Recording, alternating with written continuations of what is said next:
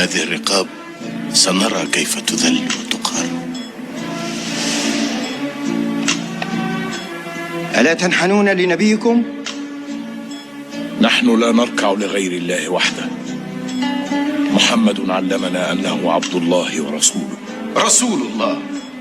أين هي معجزاته يا جعفر؟ هل يرقى إلى السماء؟ هل مشى فوق الماء؟ هل شفى المرضى أو وهب العميان البصر؟ هل أحيا الموتى؟ أين هي معجزاته يا جعفر؟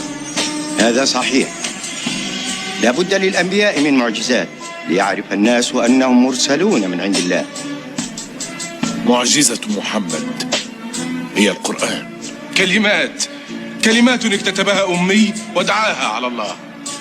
هل يرى ملك الملوك لهم حجة بعدما سمع؟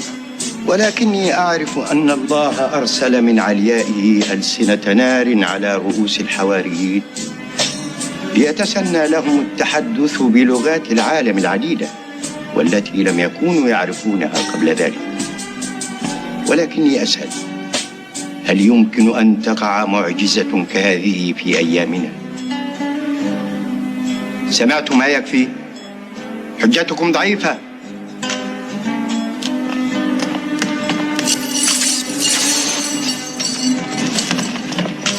جئناك لاجئين من هول ما عنيناه من الظلم والعذاب.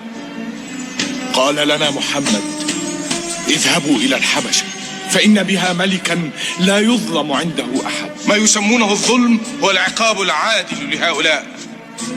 لماذا أرسلكم إلي محمد؟ لأنك من أهل الكتاب، إيمانك بالله يلهمك حمايتنا. أرأيت أيها الملك؟ حديثهم كسراب يحسبه الظمآن ماء. لقد ألزموني الحجة، لا مناص من الإصغاء إليهم يا صديقي.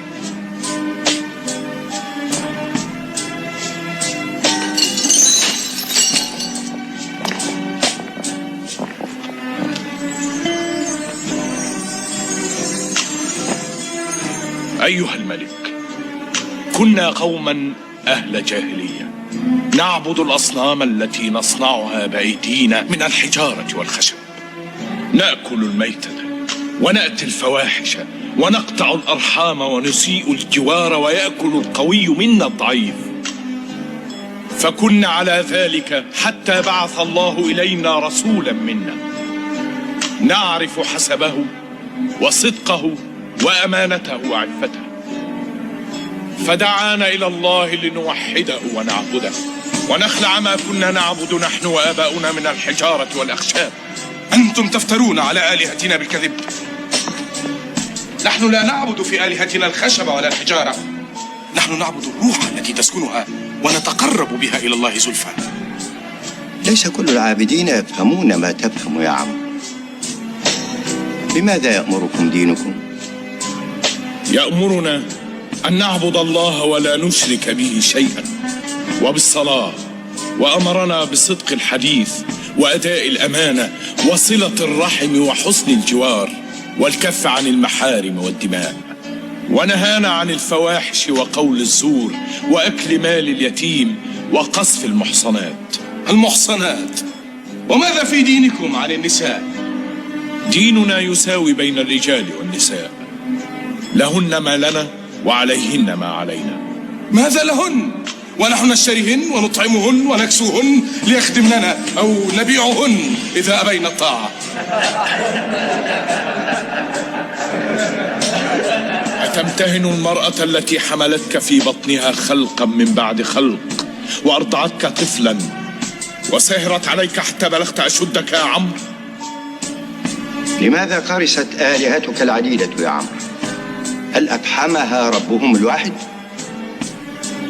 ربنا رب الناس جميعا، رب إبراهيم وموسى وزكريا ويحيى والمسيح، أوحى إليهم من قبل كما أوحى إلى محمد، لا نفرق بين أحد من رسله. من علمكم كل هذه الأسماء؟ القرآن الذي نزل على محمد عرفناه يتيما يرعى الغنم، والمسيح كان نجارا في أرض الجليل. الحق أقول لكم إن الذي جاء به محمد والذي جاء به المسيح يصدر من سراج واحد. أيها الملك، إنهم يقولون في المسيح قولا لا يرضيك. ماذا يقولون في المسيح؟ يقولون إنه عبد مثل باقي البشر. تكلموا، ماذا تقولون في المسيح؟ نقول فيه الذي جاء به نبينا محمد هو روح منه وكلمته ألقاها إلى مريم البتول. فاسألهم من ولد المسيح وكيف. هل جاء في قرآنكم عن مولد المسيح شيء؟ نعم، فهل تأذن لي أن أتلوه؟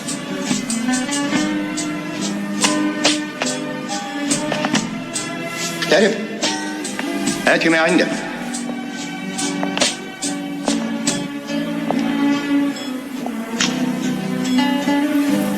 بسم الله الرحمن الرحيم. واذكر في الكتاب مريم إذ انتبذت من أهلها مكانا شرقيا فاتخذت من دونهم حجابا فأرسلنا إليها روحنا فتمثل لها بشرا سويا. قالت إني أعوذ بالرحمن منك إن كنت تقيا. قال إنما أنا رسول ربك لأهب لك غلاما زكيا. قالت أنى يكون لي غلام ولم يمسسني بشر ولم أك بغيا. قال كذلك قال ربك هو علي هين ولنجعله آية للناس ورحمة منا وكان أمرا مقضيا. صدق الله العظيم.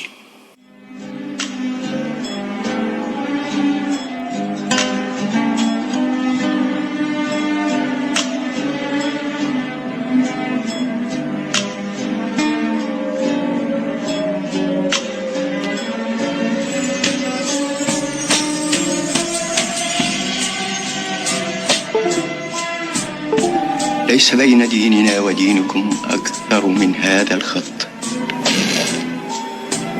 يا عمرو، والله ما أسلم لكم هؤلاء بجبل من ذهب.